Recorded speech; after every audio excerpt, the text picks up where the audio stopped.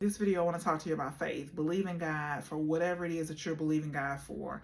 So for me, one of the things I was believing God for was to have children with my husband. He didn't have any children, and I believe that it was God's will for me to have children with him. And I started praying to God, and I was believing God for these children. I was listening to Joel Osteen, and he was talking about having faith. And Sunday after Sunday, I was listening to him talk about faith, believing God if you want to have children.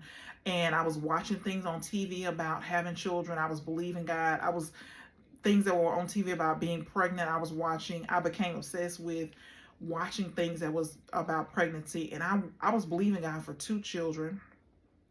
I was believing God for twins because I didn't want to have one child that grew up by themselves, because I do have other children, but they're grown. And so I was believing God for twins. And so I got pregnant, and it was great, right? I was excited. I was just like, wow, God did it. And 2 months later, I had a miscarriage, and I was just like devastated. I had never had a miscarriage before. Had 3 children, full-term pregnancies, no problems whatsoever. And so I didn't know, I couldn't believe it. I was devastated. And so I moped around for probably 2 months after that miscarriage, and I was devastated. And then I started praying to God, believing God for these children again. And I got pregnant again. It was probably maybe a few months later, and I was pregnant again, miscarriage probably right away within 6 or 7 weeks. And then it was devastating. And it could be tough when you're wanting to get pregnant and your time clock is ticking, right? So I'm believing God.